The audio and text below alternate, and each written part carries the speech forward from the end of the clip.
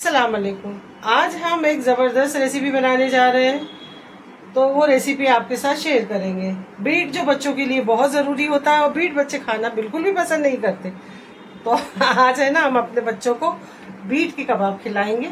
और बच्चों को क्या, अगर हम लोग भी इसको अपने नाश्ते में स्नैक्स वगैरह के जैसा यूज करें, शाम के नाश्ते में, सुबह के नाश्ते में, और स्कूल या ऑफिस की टिफिन में आप इसे बच्चों को मतलब दे भी सकती हैं। बहुत ज़बरदस्त स्नैक्स होते हैं, तो इसे अगर हम भी खाएं घर में तो बहुत मतलब फ़ायदे के लिए होते हैं। तो जिसके लिए हमने ले लिया है ये 200 ग्राम के लगभग ये बीट है ना। अब ये बीट को पहले हम कर लेंगे इस तरह से साफ, ये इस तरह से ना। इसके जो ऊपर के छिलके होते हैं ना, ये पूरे में निकाल लूंगी। तो इसको फिर क्या करना है तो आप लोग देखते रहिए और जुड़े रहिए हमारे साथ, ठीक है ना। तो अब जो ये मोटा साइज है ना, यहीं से हम इसे इस तरह कद्दूकस कर लेंगे बीट को, है ना।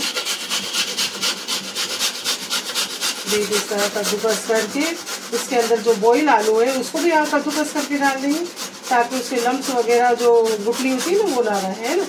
और उसमें क्या क्या ऐड होएगा आप लोग देखते रहिए, जुड़े रहिए। ये एक बहुत ज़बरदस्त एक स्नैक्स बनता है, अगर आप इस तरह से बनाएं, एंजॉय करें अपने बच्चों के साथ। अभी तो ये 4-5 महीने सब्जी भाजी हर चीज़ ऐसी फ्रेश मिली है ना, बाप रे मज़ा ही आ गया बस।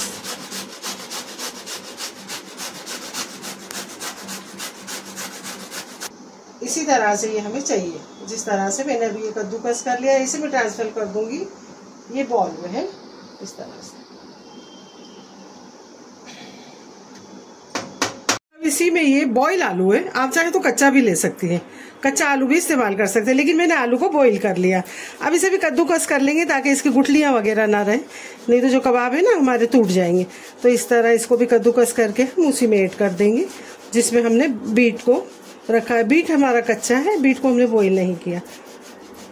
ये थोड़ा सा अदरक का टुकड़ा हम इस तरफ से बारीक तरफ से इस तरह करके ये भी ले लेंगे, है ना। अगर आपके पास पेस्ट हो, लेकिन पेस्ट में जो हम डालेंगे ना तो इतना टेस्ट नहीं आता, तो पेस्ट हम नहीं डालेंगे, हम इस तरह कद्दूकस कर कर ही डालेंगे, ठीक है। तो ये बारीक तरफ से कर ले, मोटे तरफ से ना। तो ये हमारा अदरक का टुकड़ा हो गया कद्दूकस। यहाँ हमने ले लिया है लहसुन, इसे भी इसी तरह से कद्दूकस कर लेंगे। इस तरह से आलू उबला हुआ और ये कच्चा बीट हमने कद्दूकस कर लिया। हमने एक ही में सब चीज कद्दूकस कर ली ना, तो ये जो हमारे आलू इसी में मिक्स करना था, तो इसीलिए हमने उसी में कर लिया, तो वो भी लाल हो गए। और ये अदरक और लहसुन जो हमने बारीक जगह से कद्दूकस किया है वो भी इसी में ऐड कर देंगे। अब इसमें प्याज जितनी चाहिए हम उतनी ऐड करेंगे इस तरह से, ठीक है ना। तो ये हमने प्याज भी ऐड कर दी। अब इसी में मैं ऐड कर दूंगी हरी मिर्च जो हमने चॉप करके रखी है। अगर आप बच्चों को लिए बना रही हैं तो स्किप कर सकती हैं।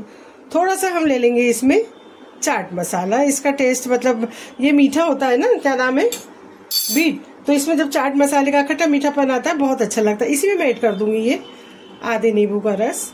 ये मतलब जो है आपको डालना है तो डालें, ना डालना ना डालें, लेकिन टेस्ट जो है बहुत ही मजे का आएगा। और हमने ये ले लिया आपको बिना दिखाए जो सींगदाना होता है ना, इसको इंग्लिश में क्या बोलते हैं लीफा, पीनट्स, तो वो भी ले लिए। इसको दरदरा पीस लिया है, इसको भी इसी में ऐड कर देंगे, पीनट्स को भी। अब इसी में ऐड कर दूंगी मैं अनुसार नमक। आप अगर ज्यादा खाते हो तो ज्यादा डालें और कम खाते हो तो कम डालें। इस तरह से चाट मसाला है, इसके लिए थोड़ा देख कर ही डालें, ठीक है ना।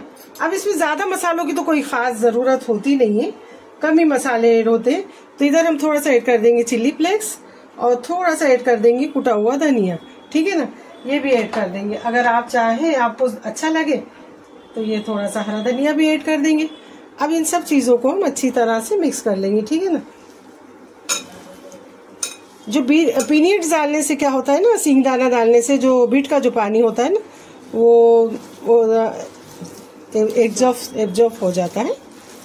तो इसी तरह से इस तरह से मिक्स कर लें।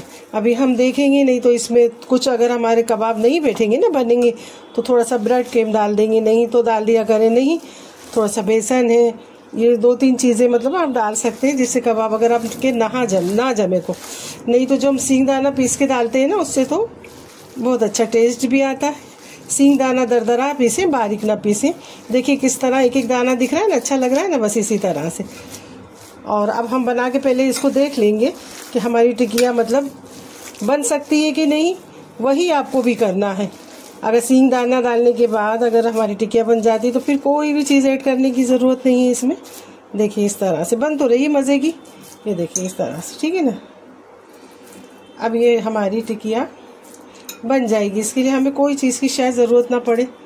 इस तरह से ना ये हमारी टिकिया है बीट की ज़बरदस्त तैयार, ठीक है। तो हमें कोई चीज़ की ज़रूरत नहीं पड़ेगी, नहीं तो अगर नरम हो बीट ज़्यादा पानी छोड़े थोड़ा ब्रेड कम ऐड कर दें। तो चलिए इसे मैं रख देती हूँ साइड में, बाद में बनाऊंगी। हो गया तैयार। इधर हमने ले लिया ब्रेड क्रीम और इधर हमने ले लिए कुछ काजू इस तरह से। तो अब हाथ में लगा लेंगे हम इस तरह से तेल, है ना। ये हमने तेल लगा लिया। अब इस तरह से हम उठाएंगे। आपको जितना मतलब ये बड़ा बनाना हो छोटा बनाना हो ना ये पेड़ा, आप उतना बनाइए, ठीक है। लेकिन थोड़ा अच्छे से इसको इस तरह से पहले कर ले, ताकि जो इसके अंदर प्याज और जो हमारा सींगदाना ये सब है ना अच्छी तरह से अंदर सब दब जाए। फिर इसके बाद हम इसे ये इस तरह से देख रहे हैं ना आप लोग, ये इस तरह से डाल देंगे, ठीक है। अब इधर से हम ले लेंगे एक काजू का टुकड़ा और वो इस तरह से इसके अंदर दबाते हुए, ताकि ये इसी के अंदर दब जाए, ठीक है। तो ये हमारी टिकिया हो रही है बनके तैयार इस तरह से, ठीक है। ये अब इसको हम क्या करेंगे, तुरंत ही इसके अंदर डिप कर देंगे ब्रेड क्रीम में, है ना। अगर कोई दूसरा आपके साथ है तो उसको बोल दें, ताकि एक ही हाथ में काम हो जाए इस तरह से। और काजू उसी में रहने दें, काजू से कोई फ़र्क नहीं पड़ता इस तरह से, ठीक है। अब हमने इसको इस काजू को थोड़ा इस तरह से फिर साफ़ कर ले, तो ये अपने आप, ठीक है। जहाँ जहाँ अगर ब्रेड क्रीम ना लगा हो तो आप वहाँ लगा दें, ठीक है। बस ये हमारा तैयार है, एक ज़बरदस्त हेल्दी और टेस्टी कबाब बन के, ठीक है। तो अब इसे हम रख देंगे इस तरह साइड में। अब इसी तरह मैं दूसरे बनाकर मिलती हूँ, तो जुड़े रहिए आप हमारे साथ। इस तरह हमारे 8 कबाब बन के हुए तैयार। देखिए इस तरह से ब्रेड क्रीम में भी हमने लगा लिया। अब हम इसे शैलो फ्राई करेंगे हल्के तेल में, इसे ज्यादा तेल नहीं। और गैस की फ्लेम को हमें एकदम रखना है कम। इस तरह से तेल जो है चारों तरफ डाल देंगे पहले इस तरह से, ठीक है। गैस कम कर, तो इस तरह से तेल को चारों तरफ पहले फैला लेंगे। और ये हमने गैस की फ्लेम को कर दिया ऑन, है ना। अब हम यहाँ रखेंगे इसे कबाबों को यहाँ। उधर हमारा तेल गरम हो रहा है और अब उठाएंगे एक एक कबाब। अगर आप चाहें तो इस तरह से, अगर आपको लगे कि ब्रेड क्रीम कम है तो फिर थोड़ा थोड़ा सा और इस तरह लगा सकते, ठीक है ना। नीचे कभी कभी क्या हम बना के जब रख देते हैं ना, तो जो ब्रेड कम है वो कम हो जाता है, तो थोड़ा सा इस तरह आप लोग लगा सकते, ठीक है। तो ये और भी होगा, ठीक है।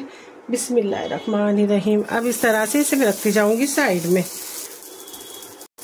इसी तरह हम पहले फ्राई करेंगे, नहीं तो एक दूसरे से टच होके ना ये टूट जाएंगे, ठीक है। आप चाहें अगर तवा आपका बड़ा हो तो आप ज़्यादा भी ऐड कर सकती हैं, मगर इस तरह से, ठीक है। अब तेल हम थोड़ा सा और ऐड कर देंगे यहाँ साइड में इस तरह से। गैस की फ्लेम को फास्ट नहीं करना है, हमें स्लो ही रखना है।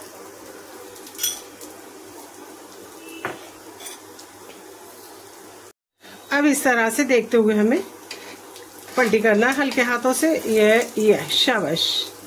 ये हो गया एक पलटी और ये हो गया दूसरा भी पलटी, ठीक है। और अब ये हो गया तीसरा भी पलटी। बस इसी तरह हमें स्लो फ्लेम पे इसे पकाना। तो देखिए माशाल्लाह कलर भी इतना मस्त आया है और खाने में तो वाह क्या ही कहने। आप चाहे तो हल्का, और इसमें जितना मसाला हल्का डालेंगे ना ये उतना ही टेस्टी बनता है, क्योंकि बीट इतना ज़बरदस्त टेस्टी देता है कि इसको कोई चीज़ की ज़रूरत नहीं। इसे 2 मिनट तक हिलाना नहीं है और थोड़ा सा तेल हमें और ऐड कर देना है। आप इसे चाहें तो और ज़्यादा तेल में भी आप वो कर सकते हैं, ठीक है ना, लेकिन इसे बहुत कम तेल लगता है। बस इसी तरह, ठीक है।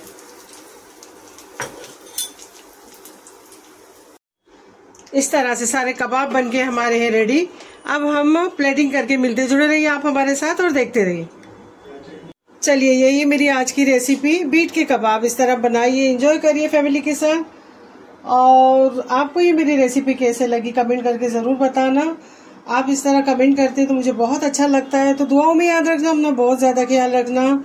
और अगर आप मेरे चैनल पे नए हैं तो बेल आइकन का बटन दबा के सब्सक्राइब करना, दोस्तों रिश्तेदारों में ज़्यादा से ज़्यादा शेयर करना।